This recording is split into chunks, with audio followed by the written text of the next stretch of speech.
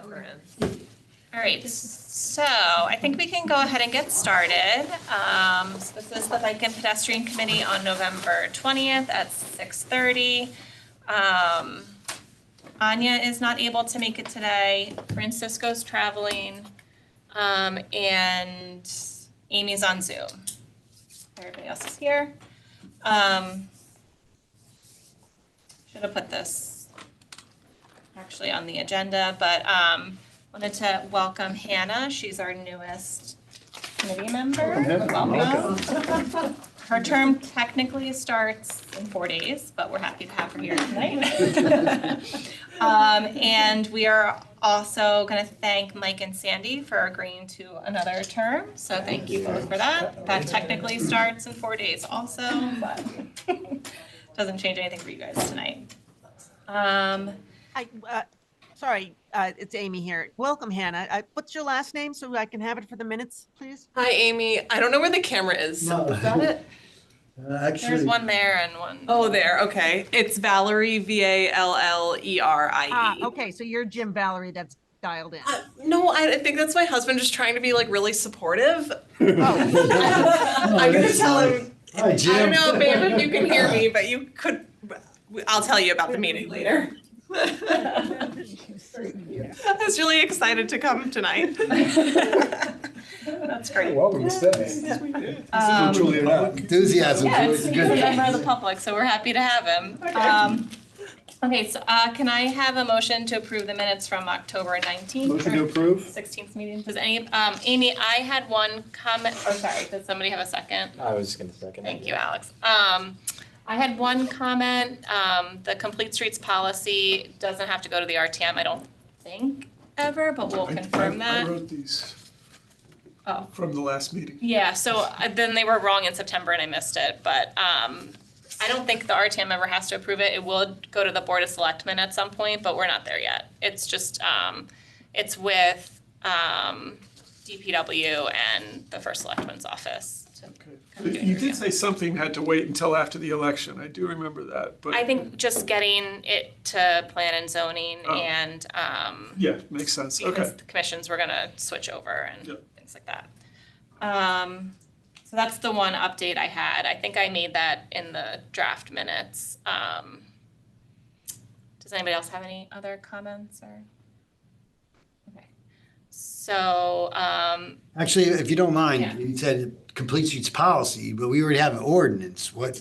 well, so it's the update to the complete streets, the policy that was done in 2018, I think. Oh, okay. So not the the ordinance gives us teeth to So enforce you're doing the policy. like a 5-year update on the complete, okay. Well, it's a little more than 5 Yeah, I years. know. There was one partial one in 2023, and so, okay, I just wanted to know. Well, that was the master plan, wasn't it? That's what I mean, you get them confused sometimes, or I do. I so. think that was technically the master plan, and I think my view is we're gonna wait for the SS4A to kind Right, of inform okay, yep. the master plan update, but so we've been looking at the complete streets policy. I think I mentioned that to you a few weeks ago. Might have. Um, Thanks, sorry, I That's just okay. wanted to make, I'm just trying to get it straightened. Yep, thanks. okay, so, motion to approve the minutes, all in favor? Aye. Any opposed? Okay. Your husband left, so. He's like, sorry, I didn't mean to embarrass you. I don't see any other members of the public, so we'll, Oh, actually, well, Rick. oh, Rick- well, I guess it's Rick's there. Yeah. Hi, Rick. next to me. Can you just state your name and address for the record, Rick? Hi, Richard Dix, 306 Bill Avenue, Fairfield. The floor is yours, Rick. Oh, thank you. I've had an idea. I've lived in Fairfield since 1988, and I could tell you about 4 or 5 open spaces and where they are. And I think it's a underutilized, it's a great thing that we have in town. And my idea for trying to get kids and families out there is if you can imagine traveling on the road and you see the Winnebagos go by with the sticker on the back that has the United States and has all the little states, the shapes of them. And then as each state you fill in that you've been to, you put a sticker in the spot. I don't know if anybody's ever seen that.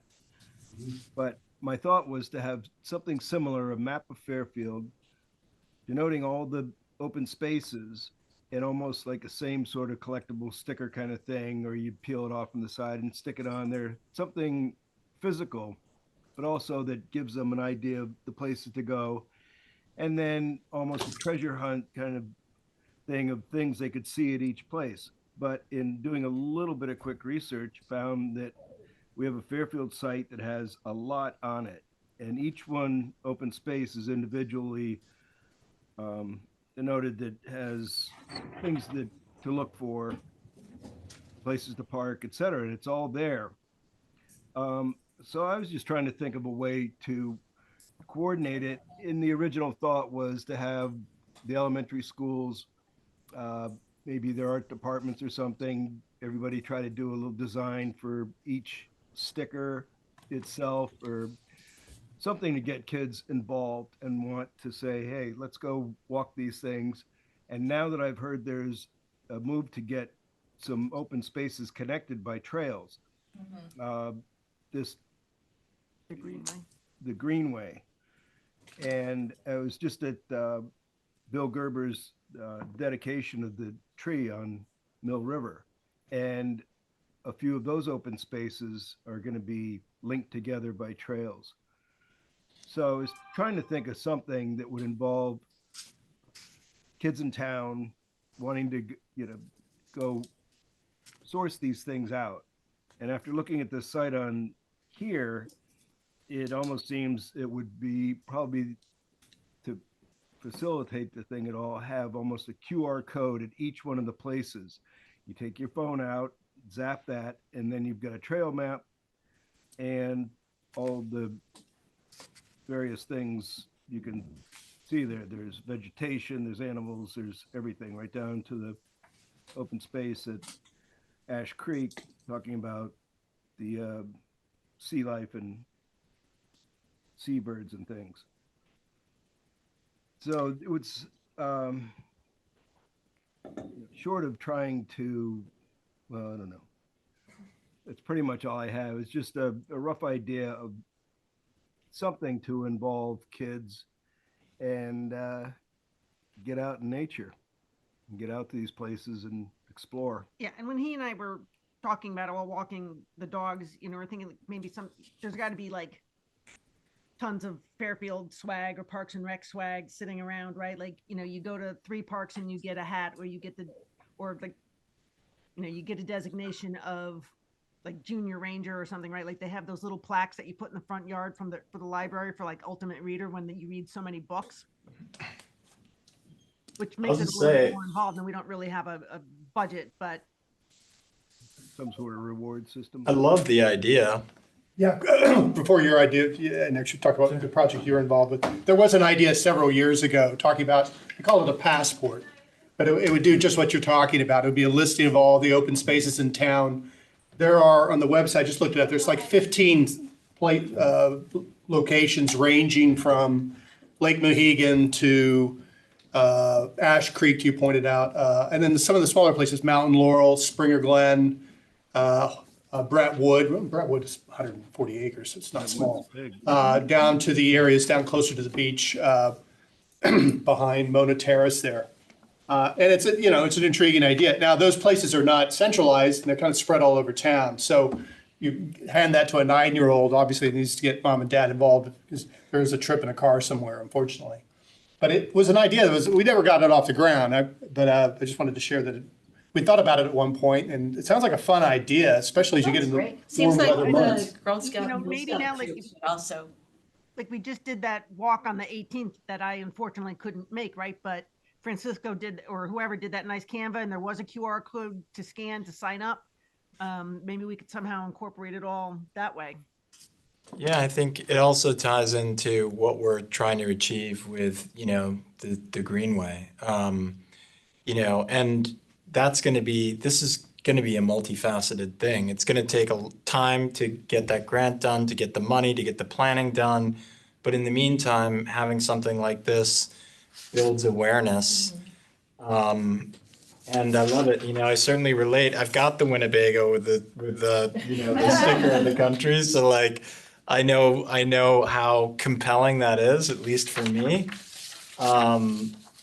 So I love the idea. I love some of the ideas surrounding involving the kids, and yes, it would be hard for them to. But if you gave them like the shape of the sticker and some guidance on, this is like a more sea, like Ash Creek, you give them some guidelines, or Brett Woods, I think it's a great idea. And I think the question would be like, what other, you mentioned Park and Recs, like who might we partner with on this? Is this something that we can do as a town, or is this, or where does the funding for something like this come from? Yeah, well, that was the other question that we talked about, because like once you start talking about incentives, like you got to pay for the stickers or the paper to print or the hats or whatever the incentive is. But maybe as the winter goes on, we can flesh it out a little bit more as we move forward with the Greenway project. Because it looks like also that Mary, the URL, it said it wasn't available on the. Yeah, I'm texting Mary. No, thank you. Yeah, because she's got a trail usage and map guide. And so I think some of the work might already be done, but unfortunately the link was down, so we couldn't see what it looked like. Mary had a link. Yeah, on the sustainable task force page. Yeah, maybe it's worth, I don't know, Amy or Rick and Alex to connect. Maybe we start with Sustainable Fairfield, see Okay. what's already out there, and then I don't know, Parks and Rec or Conservation. Conservation might. Have a view and might be interested.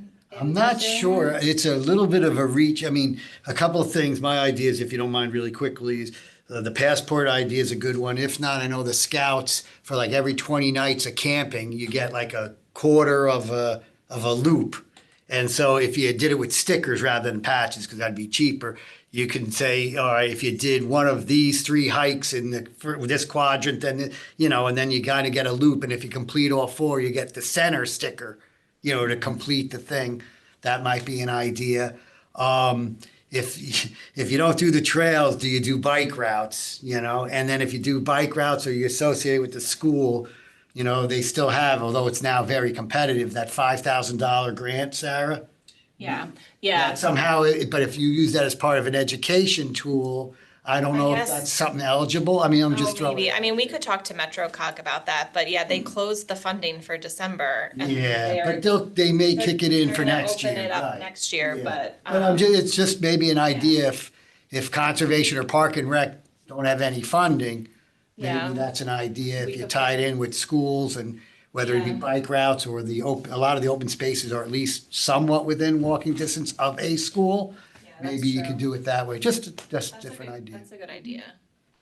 I would think that there Yeah, are. while ideas are coming around, is there any open space where bicycles are allowed? No, and I don't think conservation's planning to change that.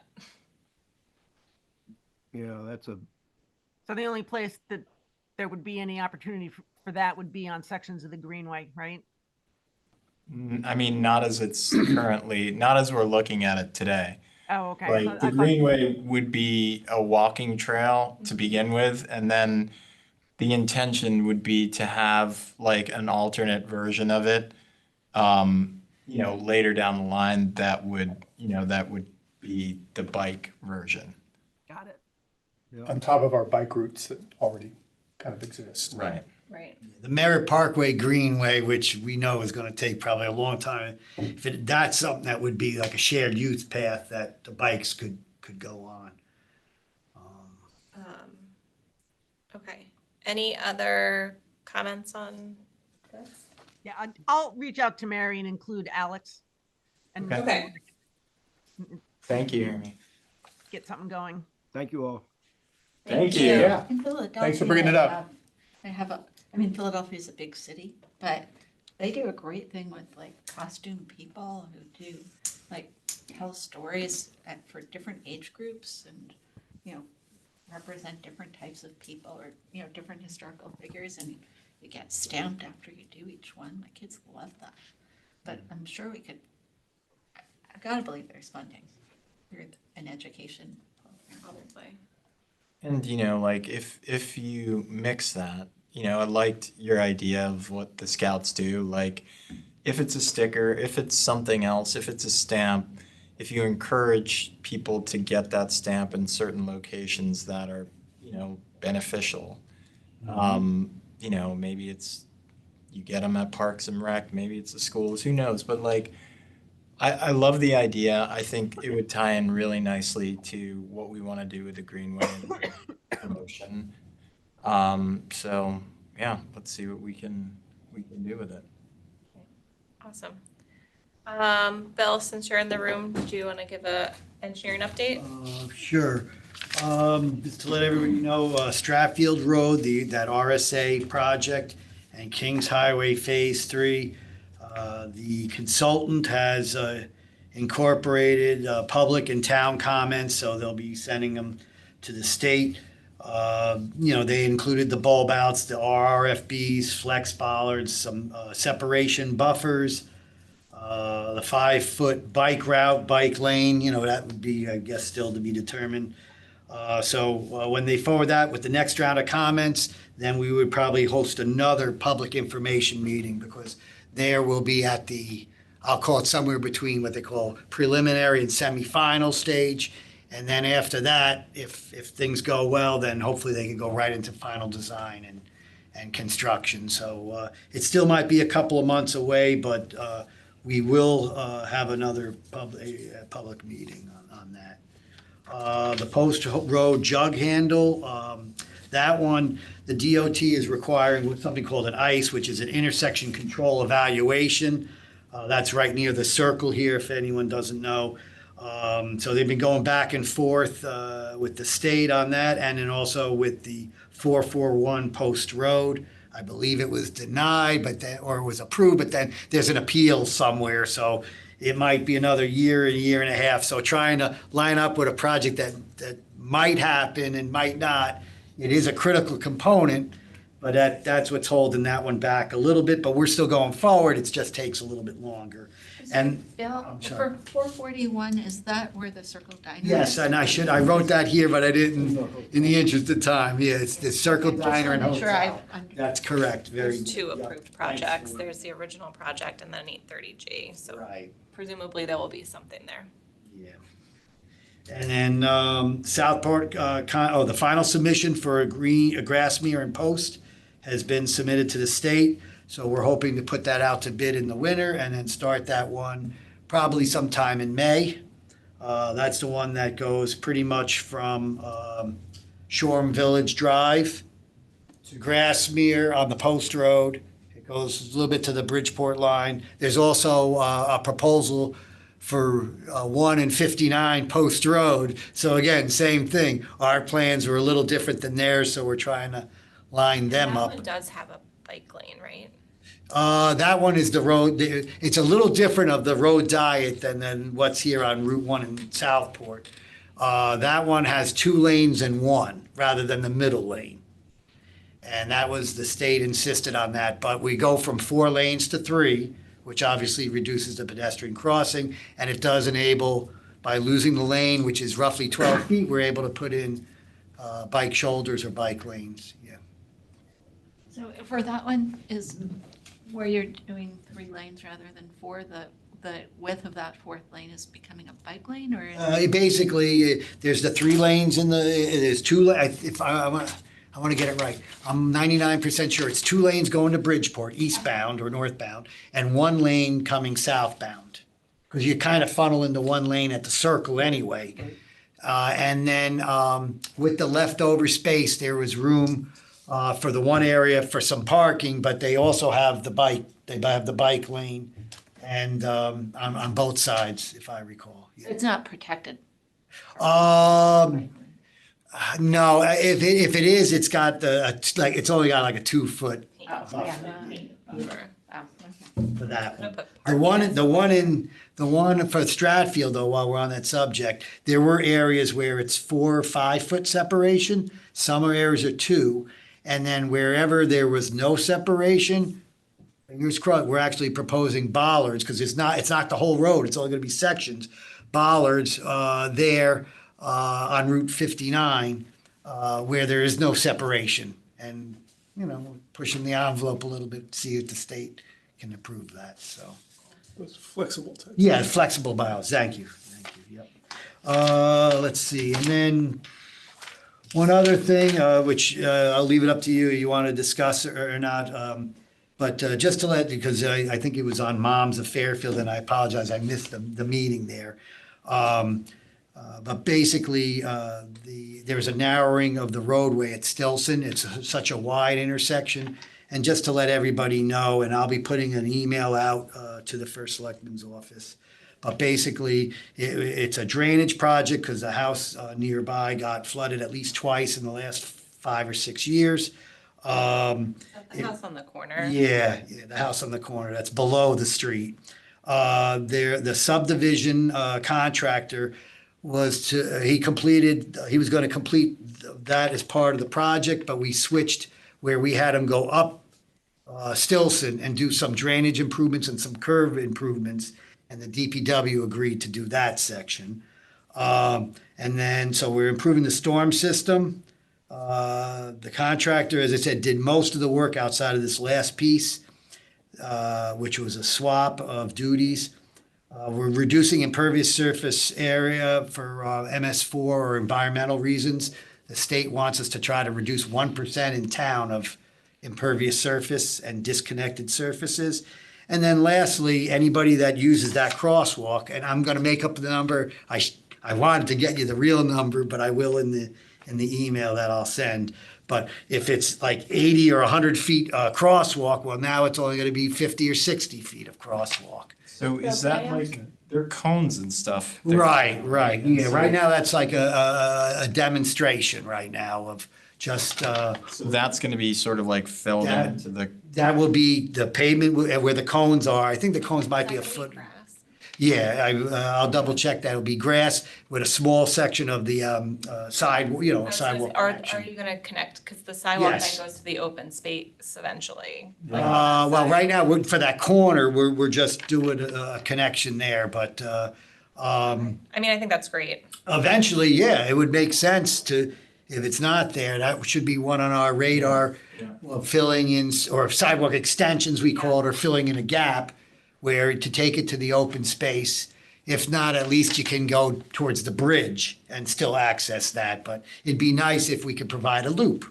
And most people like to not just go back and forth, but in a loop, changes up the scenery a little bit, if you know what I mean. So these improvements not only are making the intersection safer for drivers trying to turn, because you're reducing the right, Right, and they were, yeah, but right. also increasing pedestrian. Safety for reducing the and crosswalk. Drainage. And drainage, Sounds yep. great, though. And impervious surface, and the key thing there is, we know what happens, because it was really only one lane anyway, but Yeah. we know Yeah, that with the people- wide, Yeah. we call it the bypass or swing around maneuver. And so. I mean, I've driven we it did a few quick times, it's study. a lot better, because it's a real bear to turn Yeah, left I onto do. Mill Plain there, so. Yeah, We're sure. talking about where, near I do Mill it every Plain? day. Is that It's at Stilson? Mill Plain and Stilson, yeah, where it's Stilson's a really long wide. road, There used to be a wasn't quite- traffic yeah, barrel in the yeah, middle, and yeah. if you looked at it, somebody's hit it 3 or 4 different times, or 4 different people have hit it. And so, so that's the thing, but I'll put together an email to the First Selectman's office so that if anybody has any questions or whatever, they'll at least We know did have what a couple. our thoughts are, yeah, so. Okay. And I think that's it. Oh, one last thing is, we are so close to giving our go-ahead for our Safe Streets for All. I was gonna talk about that, but, Uh, no, go ahead. No, I don't want to No, steal it's you. good. No. You're not stealing my thunder, tell The them. only thing, I don't know, because I think your name's on here. I had asked several questions, and all the questions were answered to my satisfaction but one, and that was the data collection. I had, because again, data collection could be a lot of different things. So I'd asked for a further explanation, and I'll share it with the commission here, or the committee.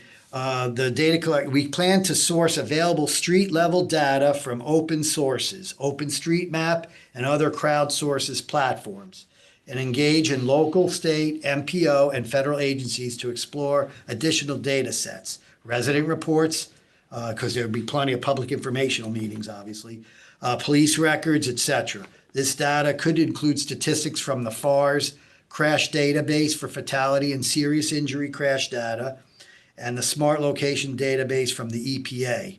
I didn't know they had one. We will not be, though, directly using a traffic management platform, which in a way we were kind of hoping for, where that you could get some speeds and volumes, some backup data on that. Now, again, we can do that internally, but with only 3 or 4 of those units and 800 streets, we can only do so many at a time. So that's the only thing left.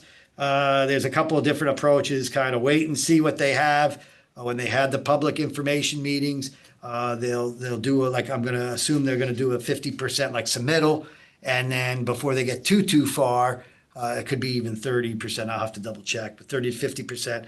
And then if we really want that, we could ask for that, pay, or even do it something separately. That's something that we have to explore.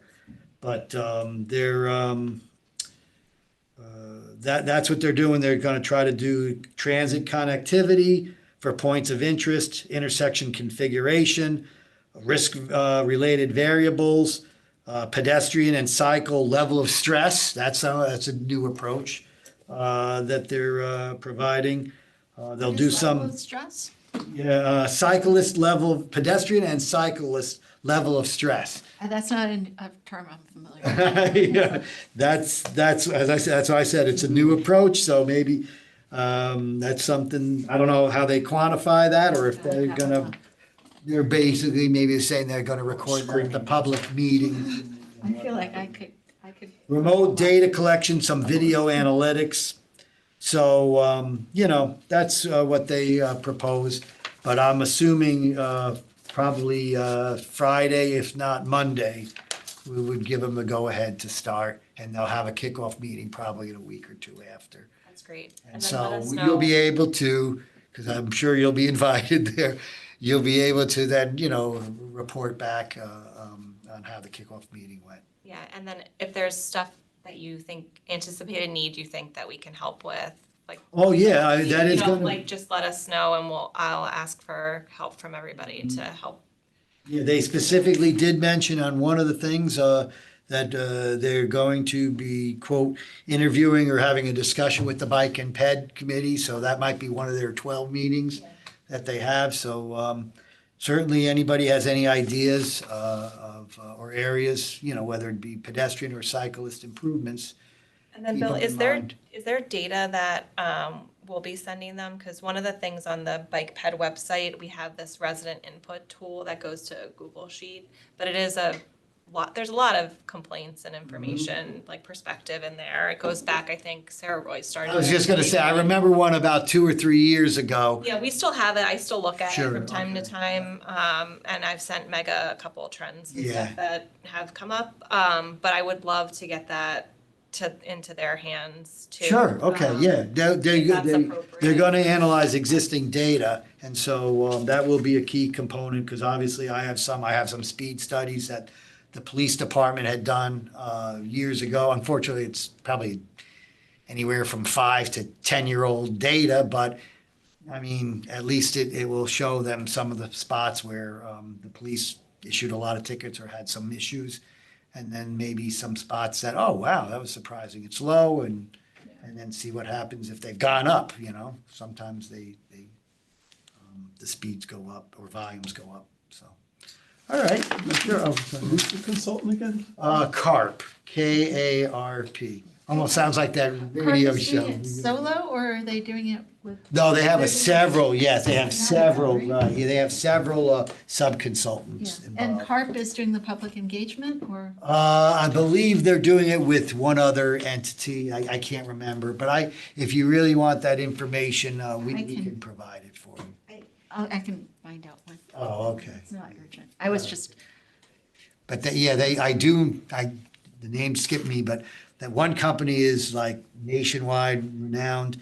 one of the people that they've hired is also, and then another one is a regional person. So 3 of the 5 member, or groups of the sub-consultants are people that are well-known, and this was the specialty. And another company who was the second choice, FHI, who is but this one was just a notch above them with FHI was enthusiasm. acquired by IMEG. Oh, okay, all right, so, So so I'll have to see, I haven't heard anything about, IMEG though is the name, so, okay. Well, thank you very much. Thank you, Bill. Sure. Bill, one follow-up. Okay, if you don't mind, this happens, you earmark me 10 minutes or whatever, and I take more. Okay. As long as everybody's okay with it. It appears they finished the road diet from Rennell Road down to Beaumont. Has there been any initial feedback or? Yeah, there has been some. Some of the people on the side streets have been complaining of an increase in volumes or speeds. But realistically, a couple One of of the side things. streets that hasn't. Those complaints came in the very beginning, and the DOT hadn't finished the pavement markings. And so the middle lane, was kind of like the Wild West or whatever. Now that's in. I don't know if anyone lives in the area of South Pine Creek. They were supposed to do the turn arrows. I live on Northfield, so yeah. Okay, so do they, the arrows in yet or I no? haven't, no. Because we had a meeting with them last week and we said, these need to get in. It's, during the day, it might not be so bad, but at night, there's just not enough lighting to see your spray painted arrow until it gets epoxied. And again, that's a different machine, the one is the line machine, the symbol machine probably broke down or something happened, whatever story they'll give you. But the state's on top of them too for that. Yeah. I personally think it's great. Yeah, it's been I've been great. driving it a lot, Well, I and- ride my bike as well there, so and I'm just That's curious. good to hear because unfortunately we Just hear the complaints. It lowers your enthusiasm a little bit when all you hear are complaints. Right. To know that there's some, because again, the other thing too, which I'm sure everybody in this group knows, I mean, it's a proven safety factor. it's Federal gotta reduce Highway the has number of now done, accidents. they But for released cars. 3 or 4 studies. For drivers, that's the part that I think gets missed. It's like, Yeah, it's for everybody, 19 to 42% reduction in crashes. I can see that. I mean, that's pretty so for big. like reducing the lanes allows you and having the center turn lane, instead of crossing 2 lanes of traffic, you're crossing 1, and then you don't get the backup of people who are stopped in a travel lane trying to turn. And so it really makes it safer for the drivers. And including the ones pulling out the side streets, now they have a little bit of cushion if they somehow misjudged that a car was coming, there's that center lane. And the fact that they only have to look at 1 car instead of 2 cars, in the 2 lanes. So, but only a couple, and to be fair, just in case although I don't know if there's anybody from the public, but we are gonna look at that with the state a couple of months from now. What happens is there's too much knee-jerk reaction on a lot of proposals that are done where it's a drastic change, and then you gotta sometimes wait a month or 2 for patterns to develop, and obviously with the signage, the proper sign, when everything is complete and all the pavement markings are in. And then we'll do an honest assessment, because if there is a significant increase in volume, then that's something that we'll have to address probably with the FTA, I say I walk and I drive there. I don't commute, so I'm missing that part of it. I might not. Good to hear. I'm Differently, glad but- there's some positive feedback. Thank you. Thanks, Bill. All right, thank you, everyone. I think Santina, do you have any updates? I think she said no before, Yeah, but. I just wanted to share, the health department attended the trunk or treat at Illicit Brewery. I think it was like the week before Halloween. And we handed out bike reflectors, the pedestrian bracelets that light up, and like the neon reflectors. People absolutely loved them. So I just kind of wanted to share that that's what we handed out. A lot of parents even came back for some, saying like they run it early in the morning or late in the evening, and they thought it was a great idea. So I just kind of wanted to share that that's what we did. And then we've been working with Sarah and the Safe Streets Alliance, creating a lot of content for the social media, and then preparation for the panel that I know Sarah's going to talk about a little bit later. But other than that, that's it. Santina, this Thank is you. Amy. What was the event that you handed out the light up bracelets and the neon reflectors? I missed that. Yeah, it was the trunk or treat at Illicit Brewery, Oh, where the I think trunk or they treat. saw, yeah, I think they saw like 1,000 people or so. Yeah. We got rid of everything. Like they wiped us clean. So it was really a great event. It was a kids event? Awesome. Yeah, Did you go? no. I try to avoid Halloween events as much as possible. 1,000-person Halloween event? That's awesome. Awesome. Thanks, Santina. Mary?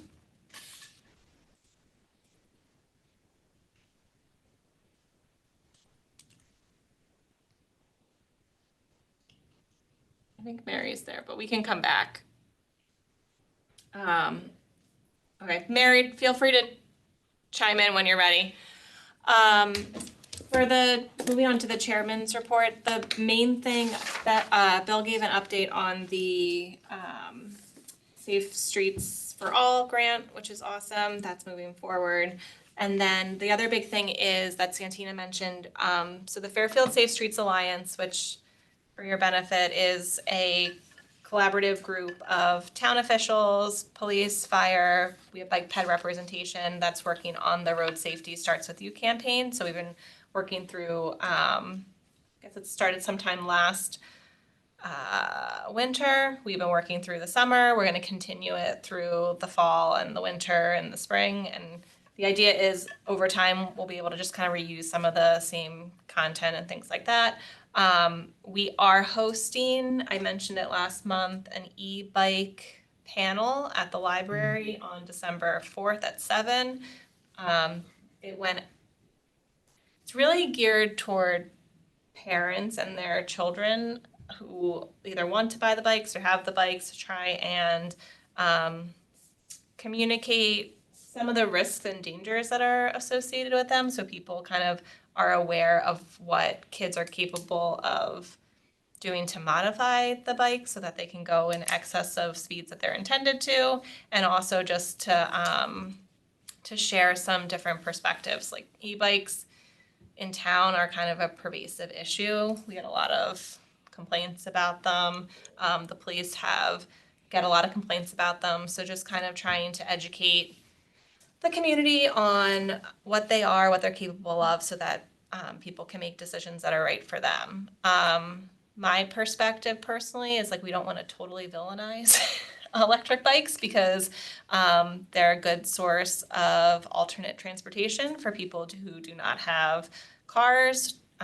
They're great for kids to be able to have independence before they have their driver's license or even after they're eligible to have their driver's license and get on a bike instead of a car. So that is a perspective I plan to bring. Anya was going to speak at the panel, but she has conflict, so I'm going to speak. If anybody has any thoughts or things you think that as a committee member you want me to touch on, I'm happy to have those conversations. I saw the like Tomlinson sent out a text about it. Oh, I got good. it too at Sherman. Okay, yeah, so Great. Yeah, I went to the PTA council meeting last night to promote it, and I'm glad to hear that it's getting out there. Yeah, Testani yeah. sent an email out to everybody in the yeah, public it's schools, great, too. and So- I'll want to connect with you on that because like just for the record, e-bikes and and other electric motorcycles that kids are riding are two different things. Yeah. And so I'm sure that's going to be like an important distinction, but it looks awesome, like from what I read, and how that text came through. So, yeah, I'll connect with you on I'd love to hear kind of. Yeah, and we're really trying to reach the right audience, The Fairfield PD came to Riverfield's PTA meeting. Lieutenant Stahl, who's the he's in charge of the school safety unit group. He came to talk about what school resource officers are, and then also they talked about e-bikes and e-scooters. And it's interesting because like nobody in that room has a child that has one, so we're already still not reaching the right audience. So I really hope we get a good crowd of people who, you know, either are considering buying one or not. The other takeaway I'll share from that meeting is, you know, I kind of raised my hand. I was like, can we explain to the group that children can modify these things? And literally everybody was like, ugh.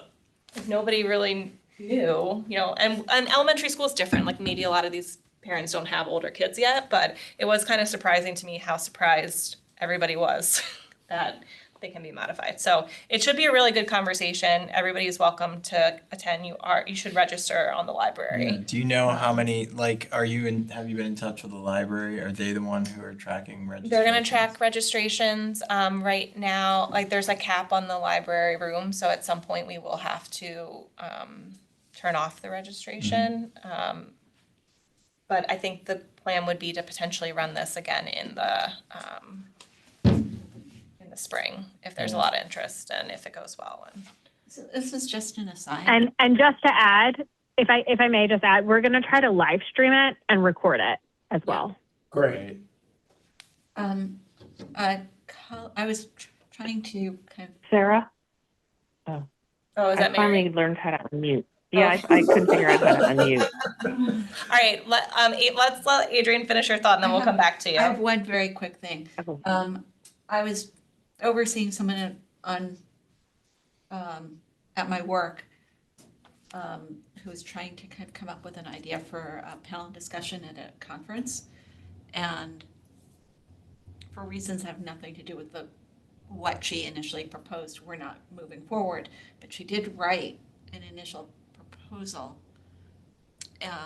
but it's focused on New Jersey. But it looks like Asbury Park and some other places, like she found some interesting sources. Like there's someone at the Voorhees Center, which is a transportation think tank at Rutgers, which is really highly regarded. There's someone who's a micromobility expert, like that's all their research. So if it's of interest, I can just forward you kind of the summary. Yeah. It's not framed in the way that will be useful to you, but the names and locations you might find worthwhile information. Sure, that'd be great. Asbury Park seems to be particularly relevant, and Asbury Park has some things in common with Fairfields. Before I lose the thought, like if you could note, and we can talk about this, but maintenance is a really important thing. So we are gonna have, I believe the owner of Cycle Dynamics is Okay, coming good. to kind of, I think he's gonna bring a few bikes too, to kind of talk about that. And the fire department is planning to talk to the kind of dangers of lithium batteries. Yeah, it's also like, you know, my son has one and, you know, has over like 1,200 miles on it in a year. And, you know, the brake pads on that thing, like they go in no time. Really? He's like, the front brake doesn't work. I'm like, oh. Or no, it's the back brake. I'm like, so what do you do? He's like, I use the front brake. I'm like, maybe we should just. Direct my heel. I will pass that along Because it's tomorrow like, to our yeah, please do, because like, so that's kind of a known talking point. because kids don't care, you Well, know, they like don't know. 1 out of 2 is fine, you know, it's like, and you know, they're not gonna come to me and be like, Dad, I need new brake pads. Like, it's just like, it doesn't work, I'll just deal with it, so. That's a good point, thank you. When my dad learned how to drive, his father, he was an immigrant, he was very frugal. He had a car without a rear view mirror. Yeah. So, like, Who needs that? That's why I have a neck that turns mostly around. All right, Mary, I'll give you the floor for sustainable and forestry. Yeah, I'm sorry. I couldn't figure out how to unmute because it just takes me into mute mode.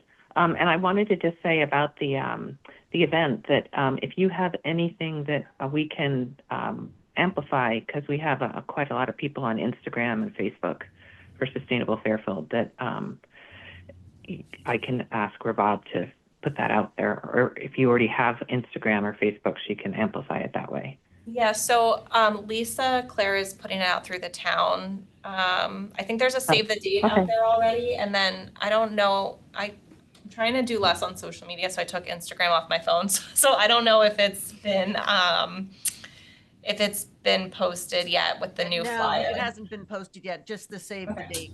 Okay. All right, I'll ask her That to would be take a great, look. Mary, thank you. And then along those lines, so Sustainable Fairfield has a bi-monthly newsletter, and I think it would be really great if somebody could write an article to explain all the different things that you're doing or what the town's doing, however you want to, put it and frame it.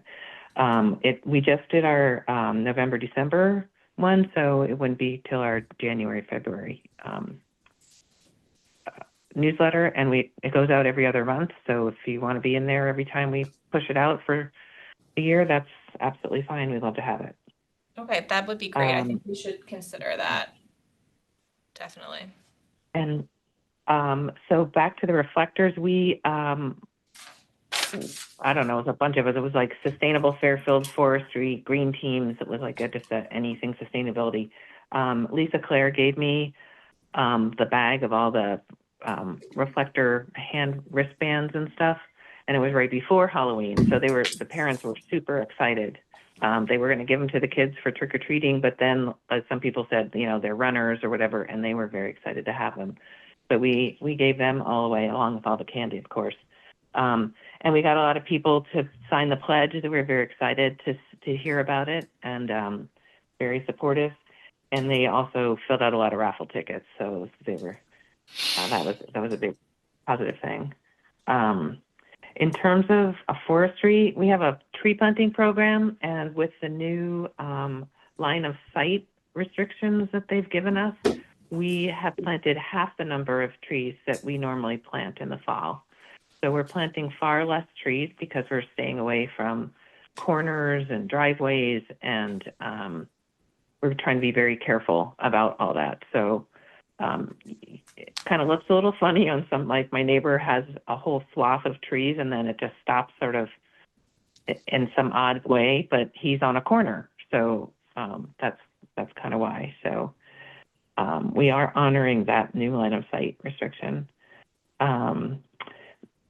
I guess I'm jumping around. I should have, just do my list that I did. We're going to be starting an anti-Allen campaign. Allen stands for Artificial Light at Night. So I don't know if that's an issue for you all or not. We try and encourage people to not have excessive lighting on between 11 p.m. and 6 a.m., which is something that the Audubon puts out. If you do have lighting, that you don't have it so that it's spreading everywhere. It's just sort of pointing down and not affecting the wildlife. So if you have any ideas about any of that, I'd love to hear it to make sure that we don't kind of counter what you're trying to say. We have our monthly programming. You guys did do a presentation with us on that. So again, we were getting our 2026 calendar together. So that's another opportunity. It's a sustainability and inclusive growth series is what it's called. So you guys would certainly fall into that. And we work with the library on a regular basis about that. And believe it or not, we are starting our Earth Day planning. So I was wondering if you're still coming to Earth Day to do the bike rodeo, and I'll talk to Nick about helmets and all that stuff. I'll be there. Yeah, I think we definitely will have a presence. One thing that kind of came up in some conversations about Earth Day is with the helmets. I see a lot of kids that have helmets that are not fitted properly. So, and I know we have the giveaway, which is great, and we can continue that. I was wondering if we should also kind of advertise bring your helmet, because I thought the police did do that. We were told that the police were supposed to be checking car seats and helmets. If they're that would be great, because I feel like we were inside last year and it was kind of a crummy day. I've been doing that for 6 or 7 years. I don't remember that ever being brought up, so that's fantastic. You're fitting the kids with the new helmets, but it's really, if they have helmets already. Fixing the ones that they're not wearing already. Correctly, right. yeah. So maybe we could definitely at least consider that. Include that as part of the pitch, yeah. Good idea. Okay, that's a great idea.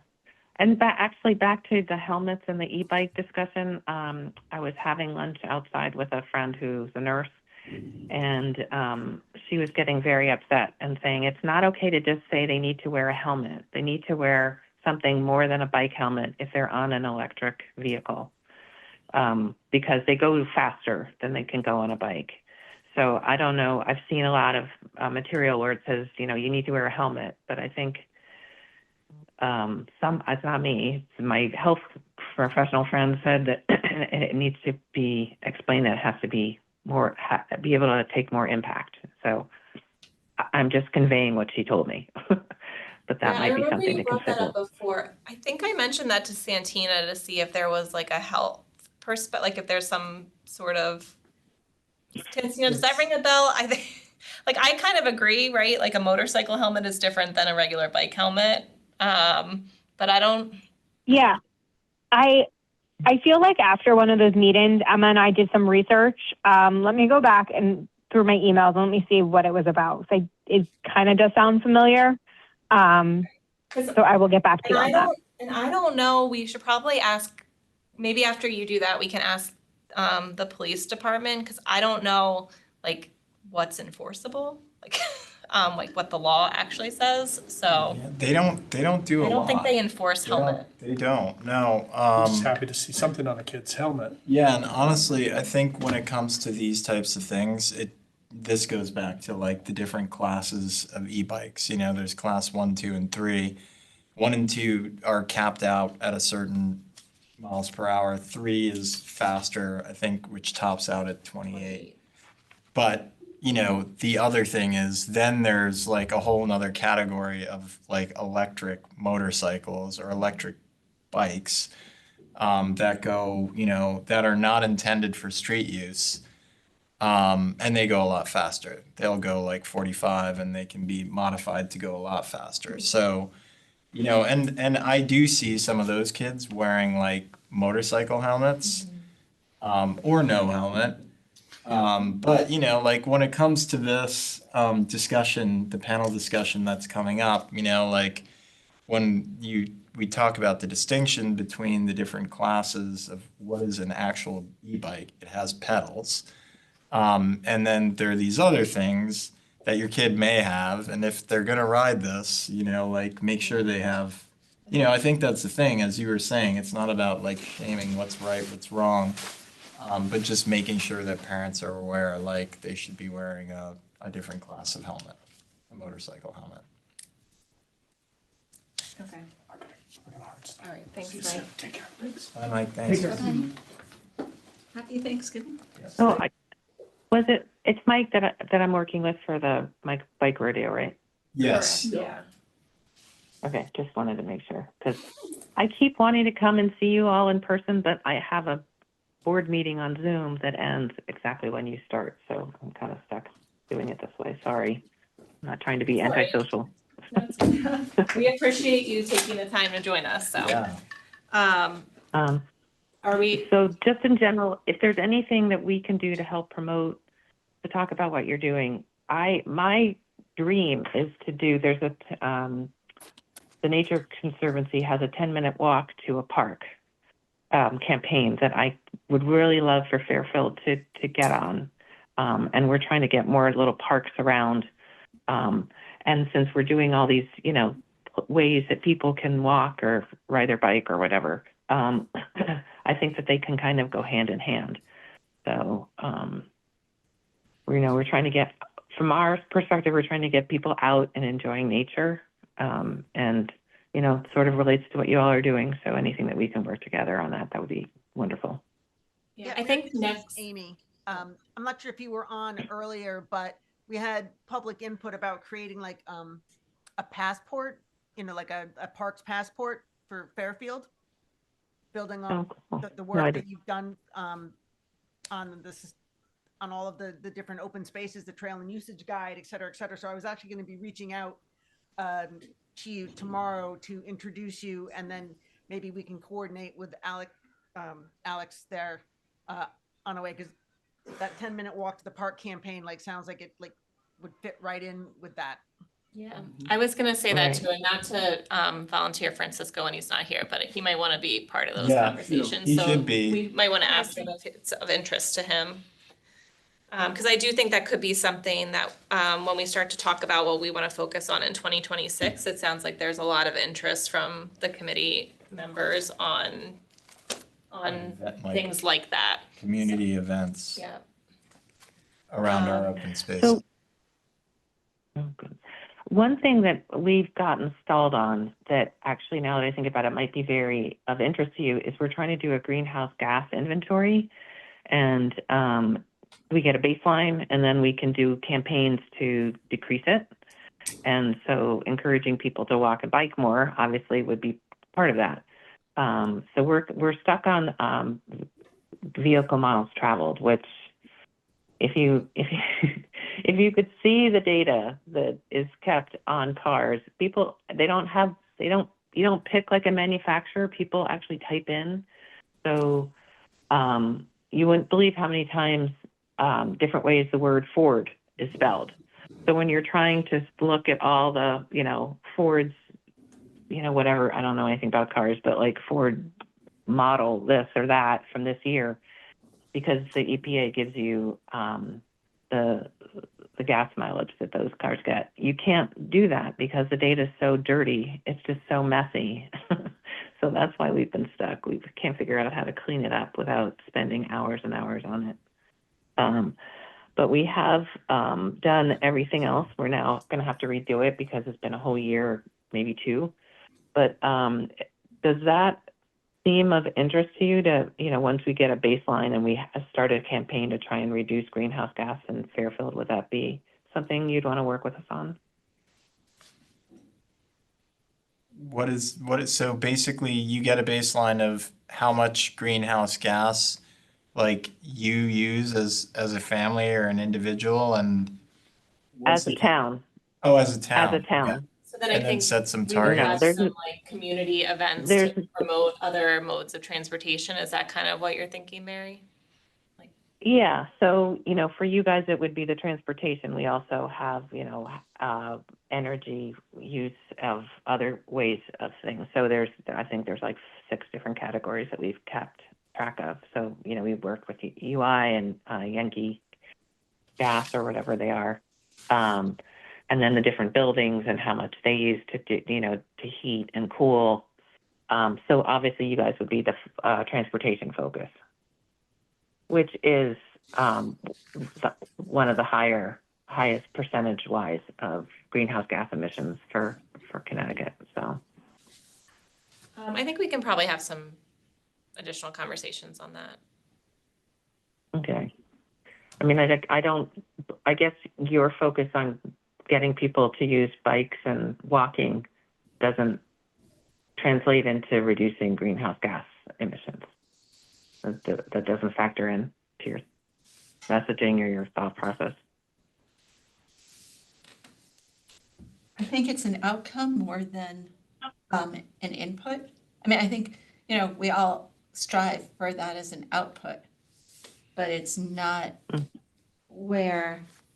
it's not the way I think we engage, the way we kind of envision engaging with the community to make that transition to greater use of I also sidewalks. just feel like we have a lot of work Yeah. to do to get Fairfield to be more walkable and bikeable so that people choose to be out of their vehicle. That's just kind of my Right. initial thought on it, but They're just pockets, right? Some areas of town are much better suited for it than others. yeah. Right. Yeah, which is more to the mission, I think, of what we're trying to do. Well, for instance, we used to have art contests for Earth Day, and it would be, you could write, you could draw, you could do whatever. And one kid was so adamant, and he said, "It drives me crazy." No pun intended, I guess. But, people drive to a store, get out, get their thing, drive down the street 1 or 2 stores down, park, go in and get it, and just encouraging people to park and walk around town and do your shopping. And this was from a little an elementary school, like third grader or something, that kind of thing. Yeah. It came from the kids, Yeah, I mean, that it's drives just me the kind crazy of- too. but- So, working with the Chamber of Commerce and Mark Barnhart to, talk about doing that. I don't know if the merchants might not like that because you park in somebody's parking lot, but then you're going shopping somewhere else. So. No, I mean, I think in general, it's better for business, right? The foot traffic. is. Yeah, so. Yeah. I mean, all data points to if you park and walk in the neighborhood, the stores fare much better. Yeah. Oh, I know. We have that all under the trees. If you plant more trees, people will tend to walk and buy more. So, we have it from the tree perspective. Oh, So that's nice. basically the same. Yeah. Okay. And it's safer, safer if you have trees. So yes, so those are the things just in general, just keep us in mind if you want to, collaborate on doing stuff. We've got a pretty good communications group, so love to work with you and get the word out of what you're doing. Great, thank you, Mary. Okay. If everybody is okay with it, I just want to jump to the 2026 meeting schedule because it's going to be quick. So at our next meeting, we're required to vote on our officers for 2026 and also what the meeting calendar is supposed to be. So we will have the dates and stuff for next meeting that will vote and approve the calendar for 2026 and the officers. So we have our meeting the same day as the Fairfield Traffic Authority, which is sometimes problematic if they want feedback on a project. Like, we can't always meet as a committee to kind of discuss it. So I would like to move away from the same week that they're doing it. So that would mean instead of the third Thursday, we would do like the second Thursday of the month would be my proposal. So just if anybody has issues with that, let me know before we set the calendar for next year. Okay. And does anybody have any other, like, is this time working for people, 6:30? Mm-hmm. Okay. Okay. Initial discussion regarding our 2026 committee priorities. I feel like we're just like running out of time tonight. But I wanted to kind of open the discussion for things that we, well, I'm just gonna pull up what our priorities were.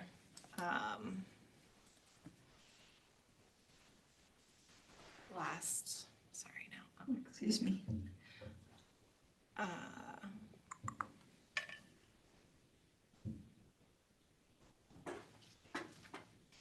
Where'd it go?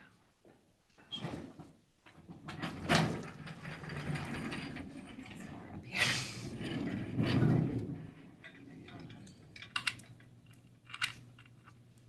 Oh my gosh, why? Okay. Sorry, I did have this up. Okay, so I guess let me start with this. So this was our annual report from last year. We do need to do another one. So what I will ask is I will start a new document, a Google document, and then if everybody can go in and make updates based on the projects that you worked on, and then we can clean it up and vote to approve the annual report. So this is how it was organized last year. If anybody has any suggestions or better ideas, let me know. But kind of our charge, our members, how we worked with funding opportunities, how we worked with education and awareness, events that we hosted or were involved in, community accountability, how we're trying to build better relationships with the community, and then different advocacy opportunities or legislative changes that we were involved in. And then as part of this, we also talked about what our priorities were for the coming year. So we should all kind of reflect on these priorities, where we did good things, where we fell short. Are they still the things that we want to work with? I think almost everybody was part of the maybe Alex, you were still new. So we have some new members since we did this last time. So, you know, the Greenway is a good example. The trail connections, that's stuff that wasn't on here, but kind of has evolved, and there seems to be a lot of interest. So probably something we want to consider putting on for next year. But we'll kind of do the same exercise where we kind of get consensus on what our goals are, and then we'll kind of assign people different goals. The primary goals were kind of broader, so there were a lot of little things that could potentially be under them. The secondary goals, I think, were just like a little bit more tactical. And then we had a stretch goal on here, which we didn't meet, but you know, things that like seem a little lofty and hard to do, but we wanted to kind of make progress on. So that's what we had last year. If anybody has thoughts tonight, happy to listen to them. But I do plan to make this more of a agenda item for next month. But I just wanted to kick the conversation off so people can kind of start thinking about it. Okay, that's great. I mean, I can't read that far. Oh, but sorry. That's okay. That's okay. But I don't know if it's on there or was on. I remember reading this way back when. I but- did include it in the email I sent earlier this week, yesterday maybe. Okay. So that was kind of last minute, but I believe it was there. So if you have trouble, let me know. Okay, yeah. No, I like this kind of like notion of community events and I hope to hear about how it went with the walk, which I wasn't able to attend. It was great. How many people? Really good. How many people showed up? Not many, but we all From the community? Okay. Yeah, there were a handful, not a ton, but those who were there were very enthusiastic about it. They And, Good. and I said, "We'll be definitely, back." there were a few people who said to me, oh, I really want to go. I happen to be away this week. yeah. Yeah, I mean, You know, the more we do that, the better. I think that's great. I couldn't make it because I was traveling, but yeah. Anyway, so I think community events will be something that we want to call out. Would it make sense to plan? I mean, I think December is probably a hard time to plan something for. Like another one. Another walk. Yeah, but maybe January to do one? Or is it just too cold and people? No, I think it was kind of chilly when we went. Just Towards in the end of October. the house, Yeah. it's good. I mean, I think like if we have somebody who's willing to organize it, pick a date, like do the Yeah. Canva, we should do it. Keep it going, like I would say, because it'll give us more experience on, even it's better if we have a smaller audience and can figure out what we feel is going to work. Yeah. And then, as the weather gets warmer, we'll have lessons that we can apply to hopefully kind of bring in a larger turnout. Would it make sense to ask someone who's like some sort of naturalist or something, like to We could ask join? like conservation, because they do have, I think they did like bird walks Oh, that's a earlier good this idea. year. Like join forces with. Yeah. I don't know who I can find out who. did the- Nicole Felice does the Oh. bird walks, but she Thanks, doesn't. Mary. She can't do them on the weekend. She can't do them on the weekend. Oh, yeah.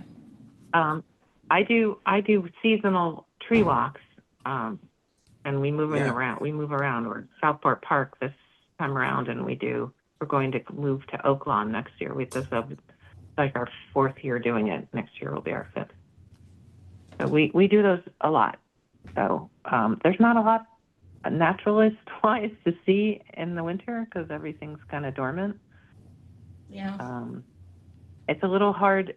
We do seasonal walks. It has never worked, but we start in the spring, and the point is you're supposed to take the same trail so that by winter you can, the tree's a maple, and then you can start understanding the bark and the buds and the structure. And you can't really start there. That will confuse and get people frustrated. So I don't know if a naturalist is what you want to do in the winter. Mm. We'll pick up the naturalist in the spring. Yeah. Yeah, but we could still do a, Yeah, we can still do walks. like a open space walk. Yeah. Do you have the bike to school events on there? Yes, so they'll be definitely on there. Last year, we really just put in here the bike buses because that's what the committee was involved in. So that's the same for this year. And that reminds me, the Connecticut Department of Transportation is promoting a winter walk to school day, which is February 4th. So I mentioned that at the PTAC meeting last night too. Doesn't sound like Riverfield's going to participate unless I do it, but other schools might be interested in doing a winter walk day. So that was mentioned. So we'll see. I don't really think like buses in the winter are great ideas, but I heard about that. I have to look into where they would even meet. yeah. So You know, if we could do a winter walk, not school related, but just a winter walk, and maybe there's one of the stores would donate hot chocolate for the end. That might be a motivator for families to come out. And they wouldn't have to donate a huge amount because we're not gonna get that big a crowd. no, I don't think. Or you could end at a Yeah, place Yeah. that has it, yeah. Okay, any other comments on, I kind of put the committee priorities and annual report in the same. So before next meeting, if everybody can update the annual report, that would be great. And then come prepared to talk about any gaps you see in the priorities that we have, anything you'd like to add, anything you'd like to take off. And then we'll probably talk about it next month and then vote in January, just so everybody has time. Okay. Cool. Any other business? Kind of skipped the committee member reports. Do you guys? Yeah, I don't have anything to report. Okay. So like Okay. regarding the CT, the deep grant, but Okay. believe me, I am, yeah. Okay. Any new business? Amy, you good up there? Just teasing. I'm good. All right. Motion to adjourn? Second. All right. Awesome. Thank you, Amy, Santina, Mary. Thanks, everybody. Bye. Have a good night Bye. and happy Thanksgiving. Happy Thanksgiving. Bye.